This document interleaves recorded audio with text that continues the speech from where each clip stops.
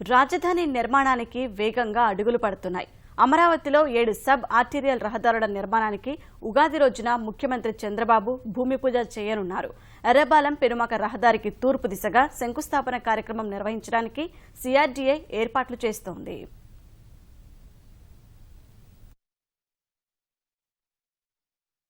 రాజధానిని రాష్ట్రంలోని ఇతర ప్రాంతాలకు అనుసంధానించేందుకు ప్రభుత్వం చర్యలు చేపట్టింది. 7 సబ్ ఆర్టీరియల్ రహదారుల నిర్మాణానికి ముహూర్తం ఖరారైంది. 920 కోట్ల రూపాయల వ్యయంతో నిర్మించనున్న ఈ 7 ప్రధాన రహదారులకు ఉగాది రోజున ముఖ్యమంత్రి భూమి పూజ చేస్తున్నారు.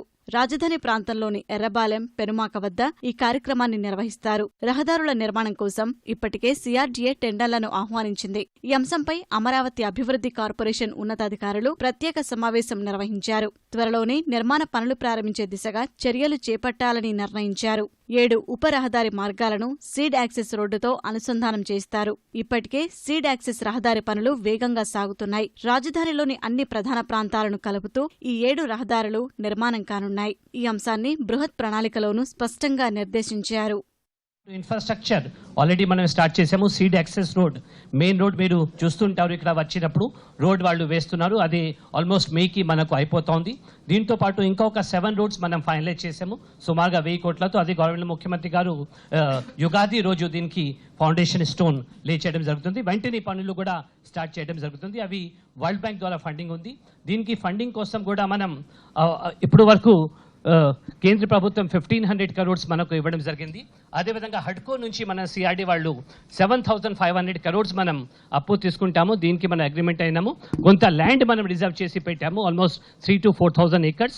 ఎందుకంటే ఇక్కడ అంతా డెవలప్మెంట్ అయిన తర్వాత ల్యాండ్ వాల్యూ పెరుగుతుంది కాబట్టి దీంతో మనం డబ్బు రిటర్న్ చేయవచ్చు. అదేవిధంగా వరల్డ్ బ్యాంక్ వాళ్ళు కూడా ముందుకు వచ్చినారు. 4,000 crores వాళ్ళు ఇస్తున్నారు. ఇది ఏమైతే రోడ్ చేస్తున్నామో అదే వరల్డ్ బ్యాంక్ ఫండ్స్ తో మనం చేయడం జరుగుతుంది. 7 ఉప రహదారి మార్గాల నిర్మాణం వల్ల రాజధానిలోని ఏ ప్రాంతానికైనా 15 నుంచి 20 నిమిషాల వ్యవధిలోనే చేరుకునే అవకాశం ఏర్పడుతుంది. రాజధాని నుంచి జాతీయ రహదారికి ఇతర రాష్ట్ర రహదారులను కూడా ఈ సబ్ ఆర్టీరియల్ మార్గాలు అనుసంధానం చేస్తారు. ఈ రహదారుల నిర్మాణం కోసం 331 హెక్టార్ల భూమిని వినియోగిస్తారు. కృష్ణాయపాలెం, నెక్కల్లు మధ్య 13 కిలోమీటర్లు, ఉద్దండరాయనిపాలెం, నిడమర్రు మధ్య మరో రహదారిని 13.16 కిలోమీటర్లు, వెంకటపాలెం, నవులూరు మధ్య 7.2 కిలోమీటర్లు, బోరుపాలెం, శాఖమూరు మధ్య 8 కిలోమీటర్ల రహదారి మార్గాన్ని నిర్మిస్తారు. పెనుమాక, ఐనవోలు, మంగళగిరి, నీరుకొండ, అబ్బరాజుపాలెం, నెక్కలుల మధ్య ఈ రహదారులు నిర్మిస్తారు. రహదారుల వెంట పచ్చదనం పెంచాలని నిర్ణయించారు.